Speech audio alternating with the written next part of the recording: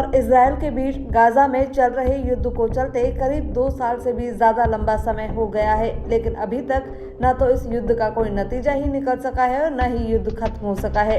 इसका सीधा असर इन दोनों देशों की अर्थव्यवस्था के साथ ही यहाँ रहने वाले लोगों के सामान्य जनजीवन पर भी पड़ रहा है। यही वजह है कि वैश्विक मंचों पर कई बार इस युद्ध को खत्म करने की दिशा में पहल की गई है। कुछ समय पहले ही भारतीय प्रधानमंत्री नरेंद्र मोदी भी पहले रूस और फिर इजराइल के दौरे पर जाकर आए थे और उन्होंने दोनों देशों के राष्ट्राध्यक्षों से मुलाकात भी की थी। इसके बाद से कयास तेज हो गए थे कि शायद भारत ही कोई पहल करके इन दोनों देशों के बीच चल रही इस जंग को खत्म करने में अपनी भूमिका अदा कर सके, लेकिन अभी तक ऐसा कुछ भी कदम सरकार की ओर से नहीं उठाया गया है।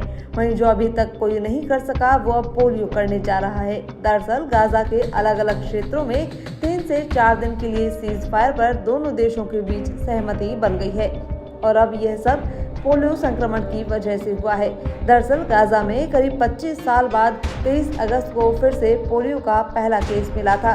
इसके बाद से इस क्षेत्र के 6.40 लाख बच्चों को पोलियो का टीका लगाने का फैसला वर्ल्ड हेल्थ ऑर्गेनाइजेशन यानी WHO ने किया है। पोलियो संक्रमण कितना खतरनाक है इसका अंदाजा इसी बात से लगाया जा सकता है कि इसे फैलने से रोकने के लिए रूस और इजराइल युद्ध रोकने के लिए भी राजी हो गए हैं।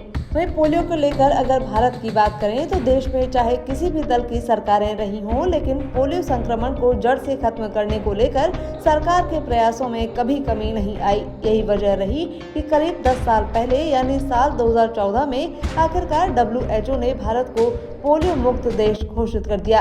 हालांकि इसके बाद भी देश में पोलियो टीकाकरण जारी रहा ताकि इस संक्रमण को वापस आने से रोका जा सके।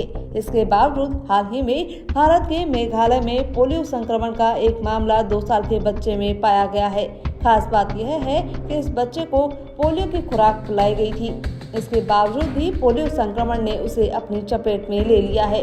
ऐसे में भारत में पोलियो संक्रमण की रोकथाम के लिए काम फिर से तेज हो गया है।